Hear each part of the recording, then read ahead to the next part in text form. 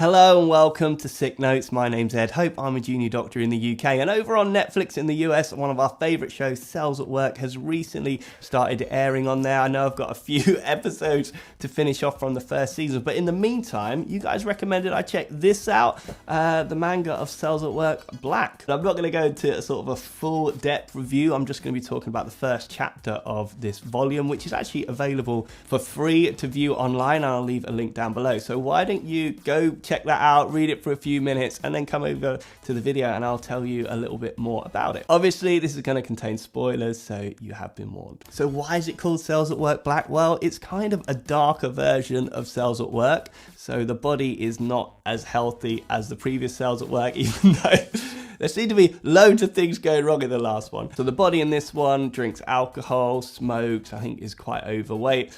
But the second reason why it's a bit darker is some of the themes are a little bit darker as well, more adult, should I say. So they have things like sexually transmitted infections. There's something on, I think, alcohol abuse, and also erectile dysfunction crops up as well. Anyway, so let me just talk about the things that I enjoyed about the first chapter. First up, just a fun little fan theory actually. So on the first page we see the new red blood cell, so he's a sort of young chap rather than the young girl that we saw in the previous Cells at Work, and he's going through the aortic valve, so the main outflow valve from the heart, and it looks a little bit different, this valve, than we previously saw in the animes. These actually look more like the vein valves that we've seen in the anime rather than heart valves. So the anime before, it looked very much like a sort of sanctuary, the heart valves. This looks, to me, a lot more futuristic, a little bit more mechanical. I thought, could this possibly be a valve replacement? The most common cause of valve disease is aortic stenosis. So that aortic valve I mentioned, it becomes sticky and stiff and unable to open as well. And in its extreme cases, that would need to be replaced. So we can either replace that with a tissue valve, or we can replace it with a mechanical valve, like a metal valve. So maybe that's what that's representing. As I say, I'm not totally convinced, but something that just popped into my head. Next up, the way they depict stress hormones here, this cracked me up because they depict them as these kind of shouty managers, like bossing the red blood cells along, which kind of reminds me of what happens at the hospital when things start going badly. That's not true. So the stress hormones they mention are adrenaline, noradrenaline, and cortisol. So adrenaline is the name we tend to use in the UK and presumably in Japan.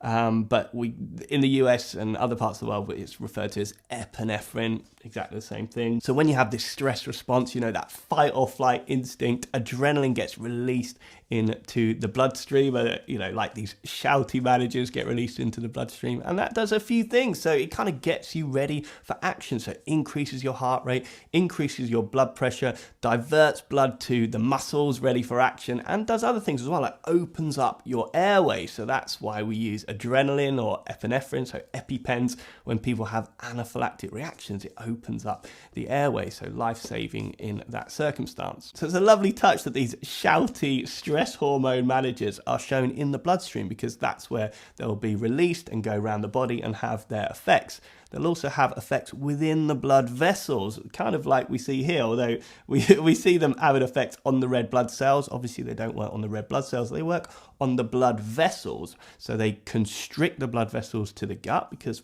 we won't be needing to do any digestion if we're ready for action. That's why we get that funny feeling of butterflies in our stomach when we get nervous. And it dilates the blood vessels to the muscles, so gets your muscles ready for action. And this is all great stuff in a time of danger or kind of physical stress, but as it says in the manga here, screaming bosses incident after incident, day after day. So this type of thing happening over and over again is going to raise your blood pressure, put more kind of stress on the blood vessels, and in the long term this is not very good for you. Living with this kind of anxiety, artificially raising your heart rate and blood pressure, so over many years this can increase your risk of things like heart attacks and strokes. So next up we see a rise of carbon monoxide, depicted as a kind of gas leak in the bloodstream, giving the red blood cells coughing and wheezing symptoms similar to that of acute smoke inhalation, although carbon monoxide on its own wouldn't cause these symptoms. It's a colorless and odorless gas that doesn't cause irritation to the respiratory tract. I think what could have been more accurate but nowhere near as fun is if the red blood cells just could not resist the carbon monoxide, like it was kind of a drug that they just had to grab hold of, because kind of that's how it works in reality. So carbon monoxide has a 200 times greater affinity for hemoglobin than oxygen does. And that's why it's so bad for you, because it will bind to the hemoglobin and stop the oxygen binding to the hemoglobin. So essentially stop oxygen going to your tissues. So it might be fun to show the red blood cells as these kind of junkies just not getting enough of the carbon monoxide. So in this chapter, the carbon monoxide is attributed to smoking a cigarette. So one cigarette would increase your carbon monoxide levels in your blood, but nowhere near enough to cause you any breathing problems. Carbon monoxide poisoning tends to come about through smoke inhalation. So house fires and things like that, or if there's been like a gas leak or carbon monoxide type leak within a closed environment. And very often people won't realize it's carbon monoxide. They'll just have funny, vague symptoms like headaches, feeling sick, fast heart rate, just feeling generally unwell. And then when they come into hospital, we'll figure out that it's carbon monoxide poisoning.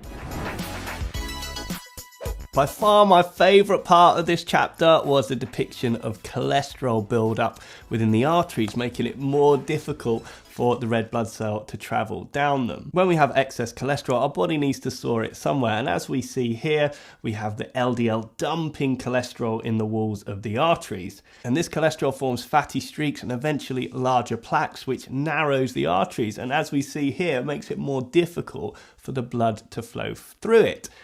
This process is called atherosclerosis. This happens to some degree in all of us. There's even evidence that we start having these kind of fatty streaks deposited even before birth. So it's a fairly kind of normal process. But if it gets really extreme and actually narrows the blood flow and starves our tissue of oxygen, we start getting problems. So if that happens in the heart, we can get symptoms like angina, or if it happens in the legs, we can get what's called peripheral vascular disease. And even worse than that, these plaques can be quite fragile and therefore can actually rupture.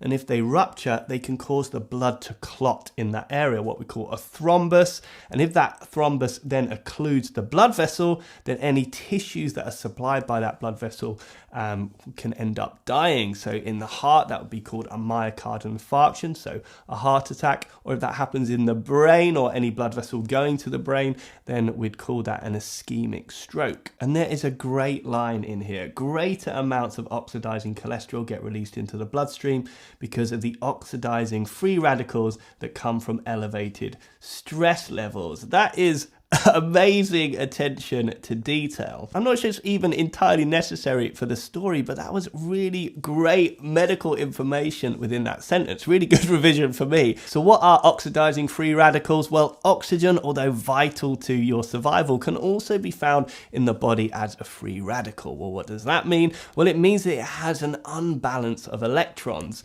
So it's an unstable molecule, and when it comes into contact with other molecules, can make them unstable and so damage them. So it either donates some electrons or steals some electrons and makes them unbalanced. It's kind of like that really annoying person that is really unhappy and makes everyone around them unstable. That's a kind of human free radical. It's funny because we often call this process oxidative stress. So your cells are under stress from these oxygen free radicals around them. And as pointed out in Cells at Work, psychological stress, so physical and life stresses, can cause an increase in these free radicals. If you get stressed, your cells get stressed. And what Cells at Work is getting at is actually the oxidized LDL. So the LDL exposed to these free radicals in the blood, that's the biggest problem in atherosclerosis, because this attracts immune cells, attracts inflammation, and causes more damage to the blood vessels.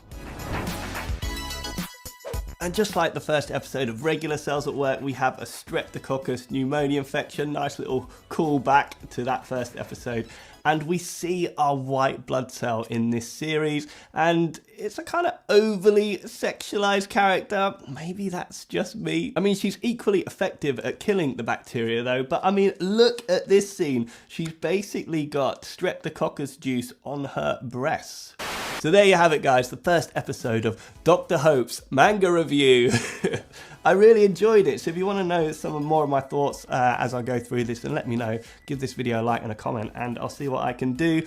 And I know you've been so patient with the Cells at Work anime reactions. We're very close to finishing the season. I can't wait to finish it. So thanks for your patience. They will be coming soon. And as always, guys, thanks for all the support on the channel, all the likes, the comments, the shares, all the new subscribers as well.